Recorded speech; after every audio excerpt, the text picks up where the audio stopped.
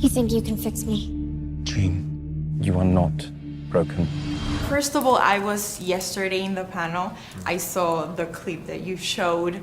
I wanted to know, because I know there's a lot of pressure into putting this saga into a film. How were you feeling when you saw the reaction of the crowd after seeing the clip? You make every movie for people to love it, and to feel that kind of love from a room of 4,000 people was pretty otherworldly.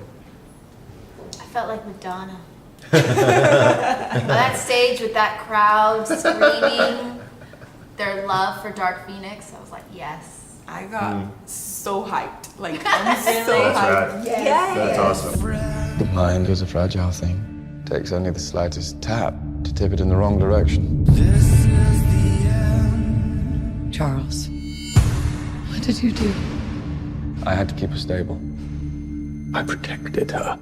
I think the reason that it has endured, and the reason that fans love it so much, and the reason I loved it so much when I first read it, is that it is an incredibly emotional story, and that it is about a, let's call it, good guy or hero in Jean, who starts to lose control and becomes what is traditionally considered a bad guy.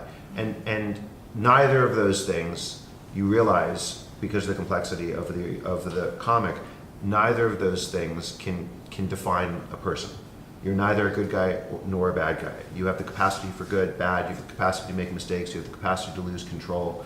And I thought the complexity of that, the sophistication of that, the human understanding and the psychology of it doesn't happen in too many stories, and certainly I've never seen it done as well in comic book form.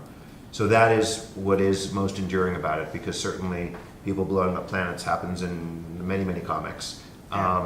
It's that's what's so special about it. And that's also what's most challenging about adapting it and making sure that drama rings true. From the truth?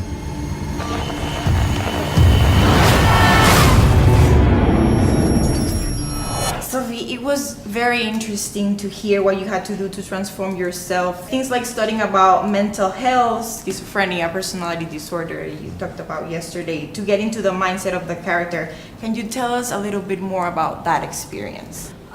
It was an extensive experience, and it was also very collaborative between Simon and I. For months, leading up to the film, we would be sending.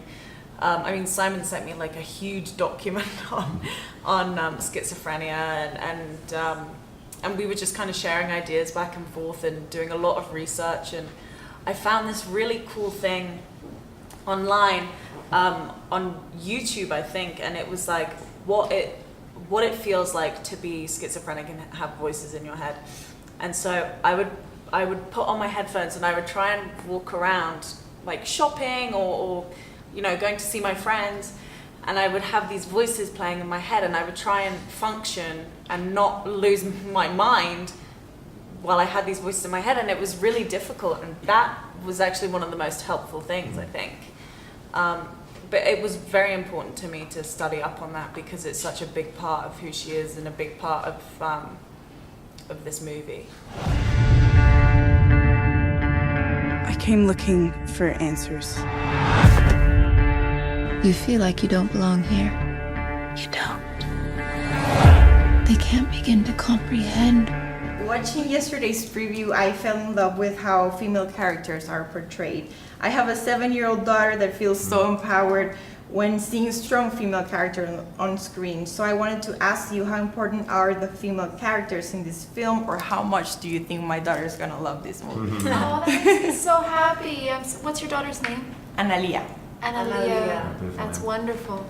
Well, I can tell you that the reason I chose to do this movie is because of the character I was going to play, but also the female characters in the film.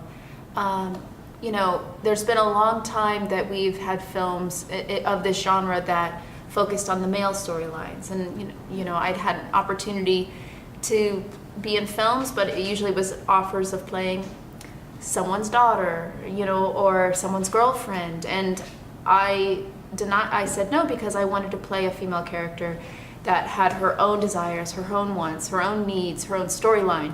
and that wasn't just a prop of a male character storyline, or there, she wasn't just there to service this story.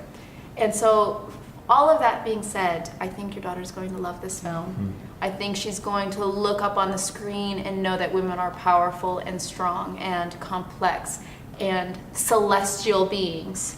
And I hope someday to actually meet her. And thank you for sharing your story with us about her. Thank you guys. I know this film's going to be amazing. So congratulations. I'm so excited to watching it. Thank you so much. I've seen evil. And I'm looking at it now.